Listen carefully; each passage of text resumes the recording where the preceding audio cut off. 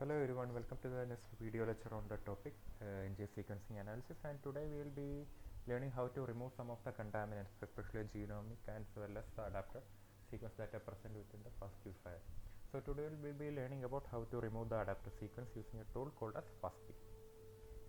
So adapter removal can be of two processes. Either it can a tool that you are using can either detect the adapter sequence automatically, or if you have the adapter sequence directly with us, then we can provide it to a tool so that it can remove it from the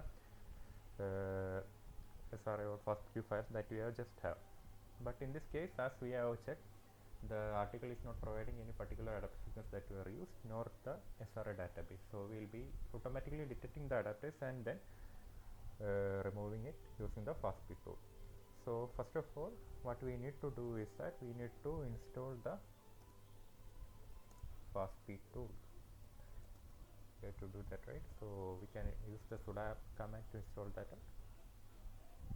Yeah, so it is already installed in my operating system. So next we have to type in the list in the all the files that are present here. These files are present here. Then we have to call out the command Fastp NSI, provide the first read file.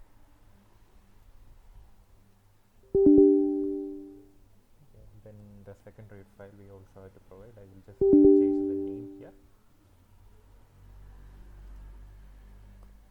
Okay, then for the first read file I have to get an output, so I will just type fastp1.fastq. For the next one also I have to, for the reverse and read I have to also get an output file, so I will just type in.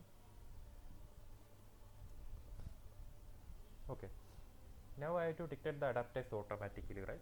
So I will just provide the command :detect adapter for P. Okay. And then I have to get the result file in HTML format. So what I will do is that HTML, I will give a name fastp report.html. Optionally I will also download the JSON file, similar in this case, but the formats are different. Fastp report.json, and finally the summary output I have to download, right? So I will just type in report title Fastp. You can give any name, no issue in this case. Parent QC report. So I just finish the command. I will press enter. So this will detect the adapter for the both the reads, first for the read 1 and then for the read 2, and then it automatically remove it out. So in this case, no adapter detected for read 1.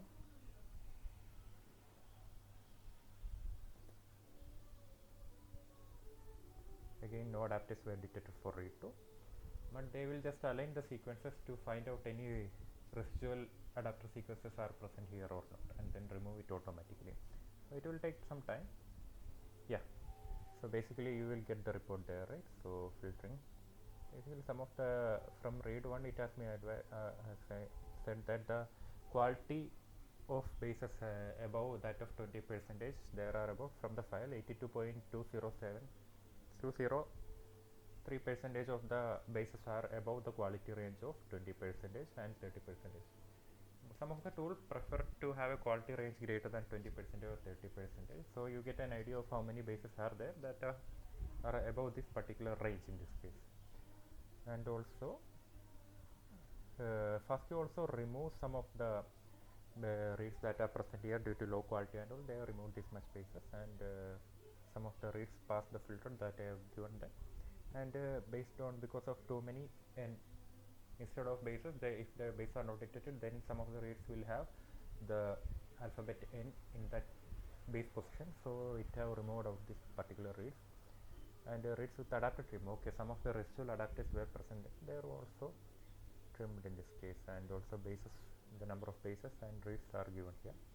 Duplication rate is minimum as we have observed in the first file, right? So the report has been generated, so we can just check the report, right? I think this be okay in this case. I will just clear it out.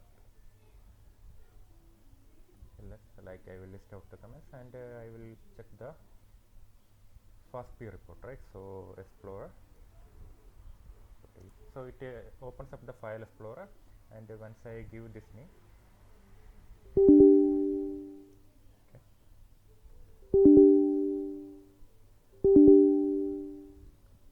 okay.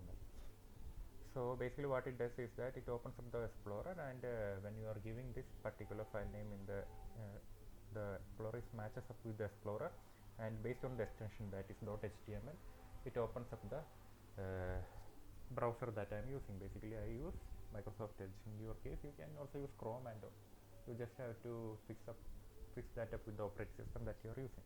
So I will just type in the name explore.execute and also copy paste or directly type it in this case and press enter.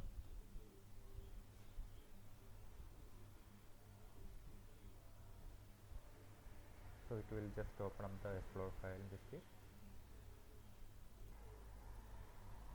Okay, so we have the first paired and QC report, right? So basically you can see all the statistics there. We have mentioned it that basically here in this case.